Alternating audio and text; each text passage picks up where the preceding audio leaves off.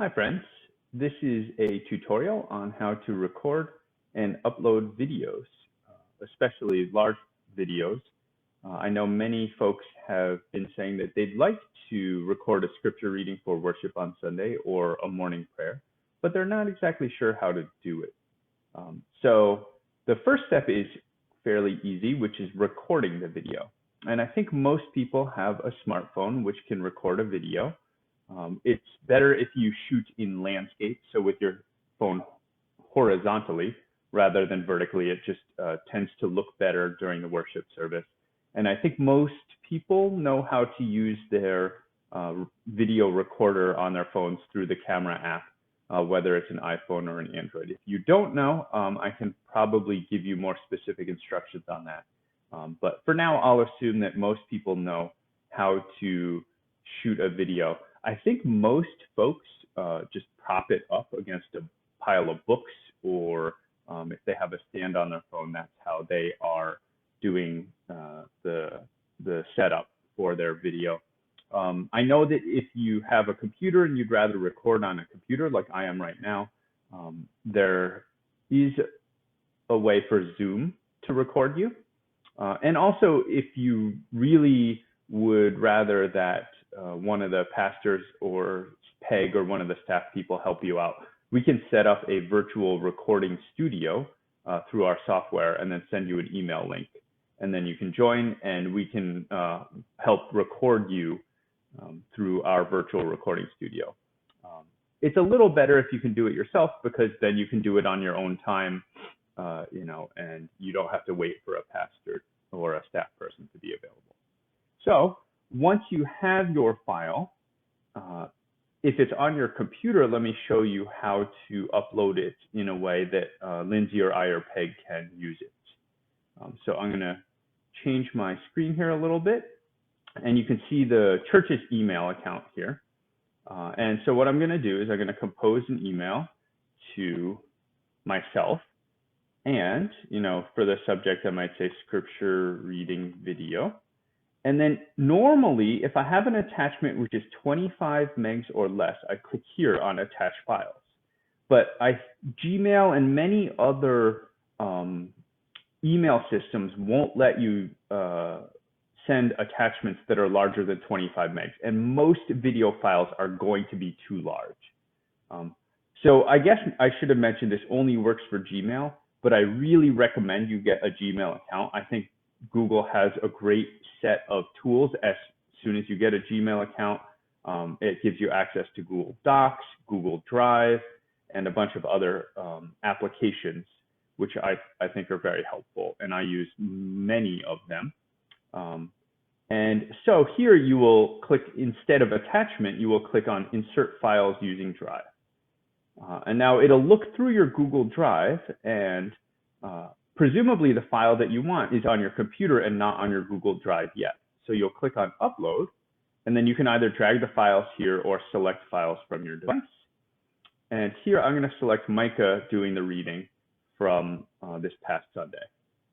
You'll notice that it is smaller than the threshold, so I do have the ability down in the right to send it as an attachment, but I think just for teaching purposes, I will send it as a Drive link nonetheless.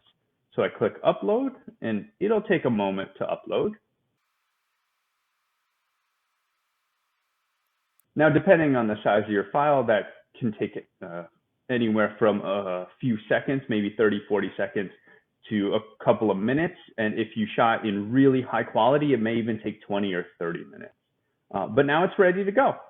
So I hit Send, and it will ask me whether I just want this person that I'm sending the email to be the only person who can access the file, because it's now uploaded to my Google Drive and I'm sending a link to this recipient, whether they can view, comment, and edit.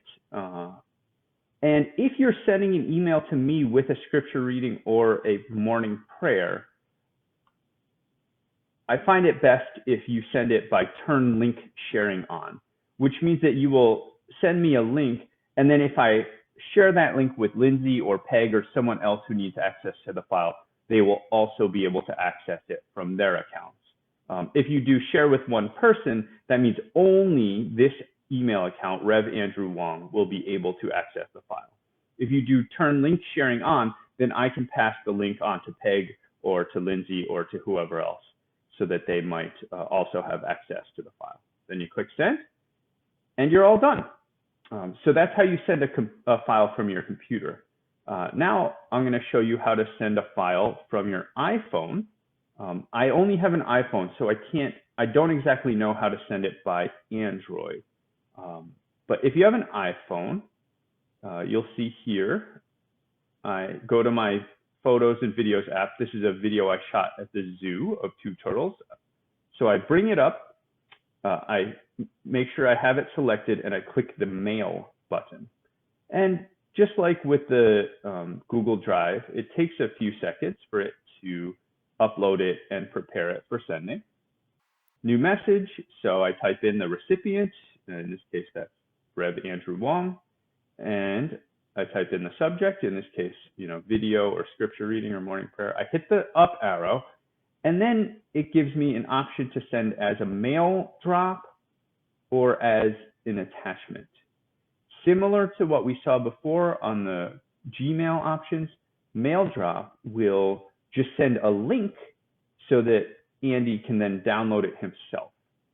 If it's too big and you hit send as attachment, it will say file is too big and it will not let you send it. So that's how you can send a large file on your iPhone. I honestly don't know how to send a large file if you have an Android phone, although I assume that since Android is a Google product, when you send it by Gmail on your Android phone, it will have the same options with the paperclip or the use Google Drive option. Now, I know a couple of our scripture readers and morning prayer leaders also find other ways to do it. Some use Dropbox, which I'm not that familiar with, but I know how to click on the link that says such and such has shared a Dropbox file with you. And some of them prefer just to put it on a flash drive and physically drop it off at our house. Obviously, that depends on your distance from our house. We live about a mile from the church, and so you might be interested in what is called the sneaker net, where you carry it with your sneakers on a flash drive. We'd be happy to tell you the exact address.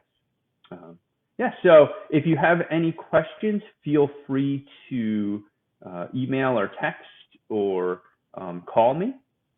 And if you are interested, again, in leading morning prayer on a Wednesday at some point, usually recorded on Monday or Tuesday, or leading a scripture reading for our Sunday worship, usually recorded on Wednesday or Thursday, then please let me know. And then if you have any tech questions, if you get stuck on figuring out how to record or how to send the file, I will be happy to help you.